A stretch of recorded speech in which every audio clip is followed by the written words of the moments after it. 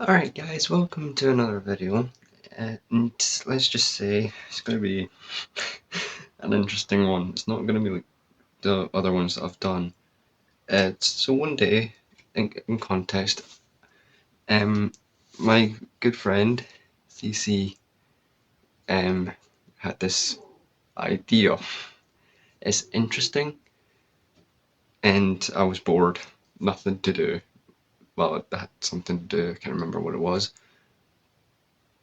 So everything in this video is a joke. I know none of these characters I'm going to say is real. Like, they're not real. I know that. This week took way too long to do, and I made sure they were all like adults, because I wouldn't be comfortable talking about younger ones, especially younger ones, and also because half the community in these games are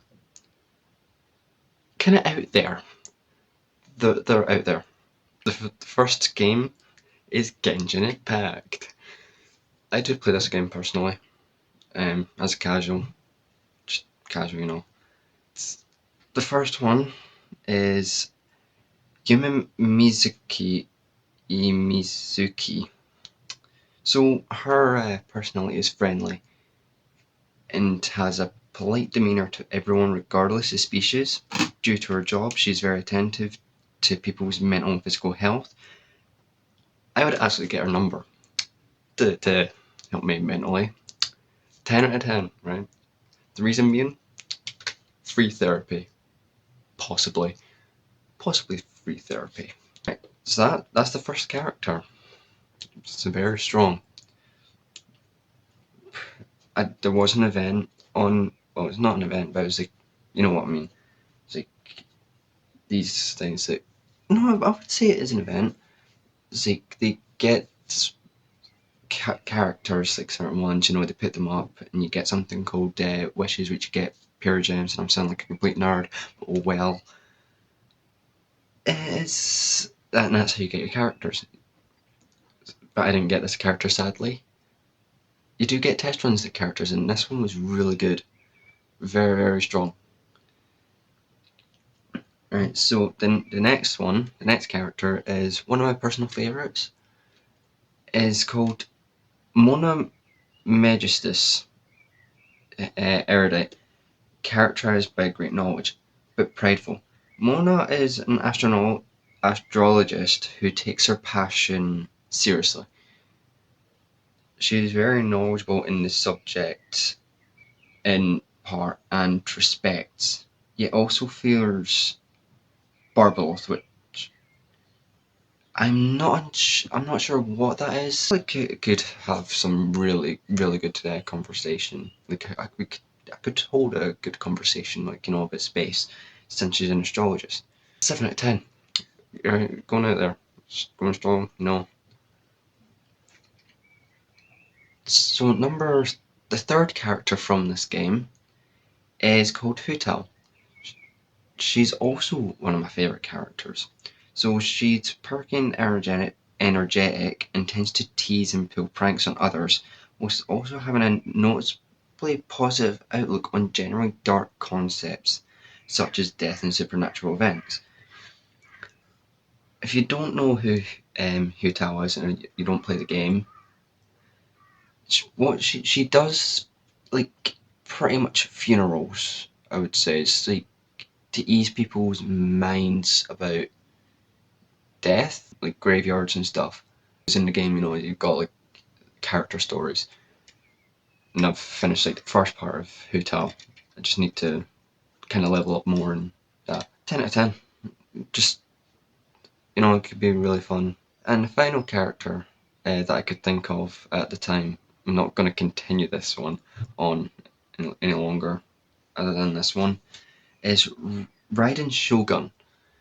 Raiden Shogun. So the Shogun is cold and stern in personality, even callous at times. She's limited in emotional expression. Straight face, pretty much 24/7. She has no likes, no dislikes. I'm not sure how to I'm not sure how or why haven't gotten that far with the Shogun. Could be that she just doesn't do anything in general at all and has no need for recreation, whatever that means. Like, you know, but hear me out. I can fix her.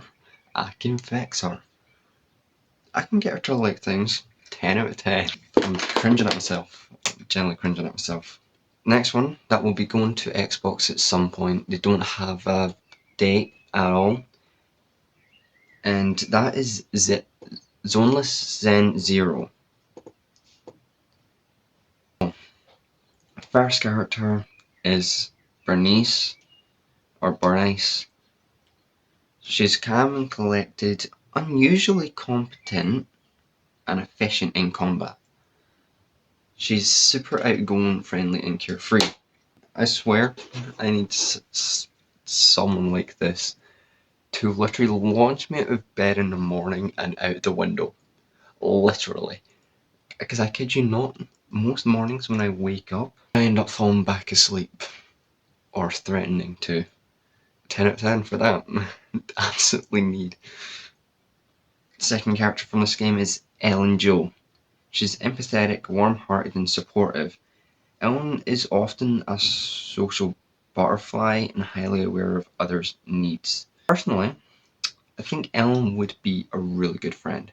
Since she's a social person,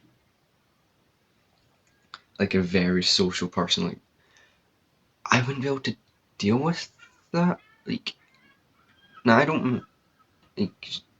Generally, she could be all sociable if she wants. Just don't drag me into crowds or anything, please. I end up crying in a corner with a blanket or hoodie. 7 out of 10. Number 7, Nicole.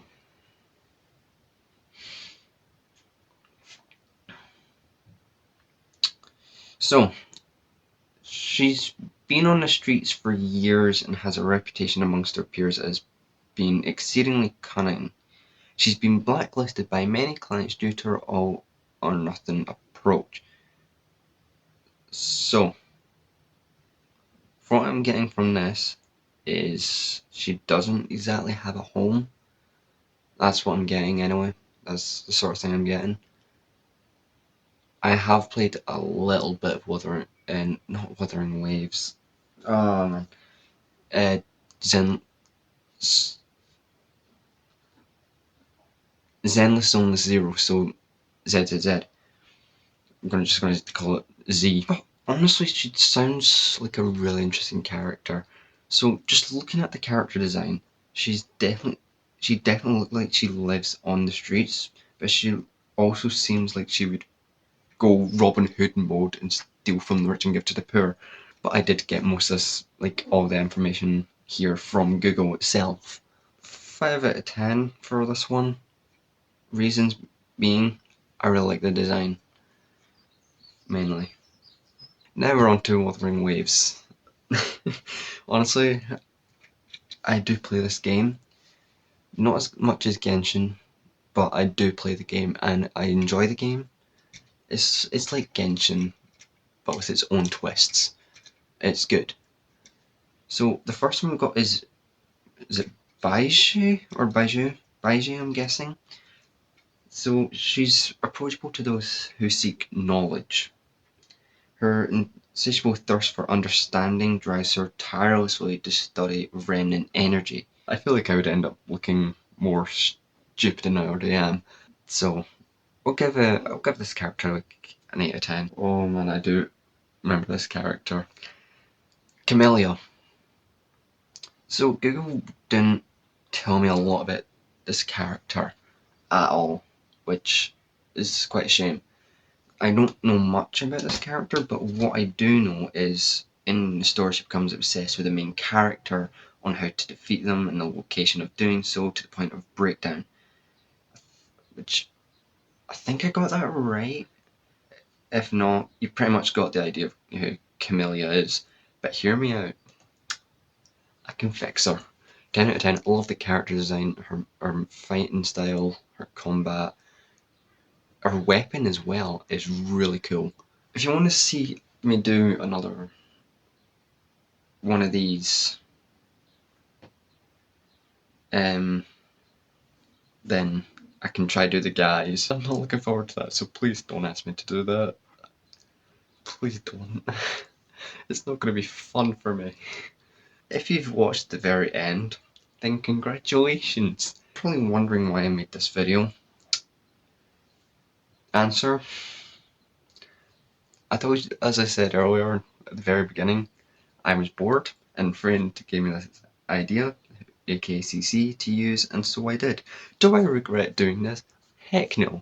No, I do not. Will I do this again with some other characters? Most likely. Definitely most likely. Probably from other games. That's the end of the video. And remember, I'm not that guy. I'm that one guy.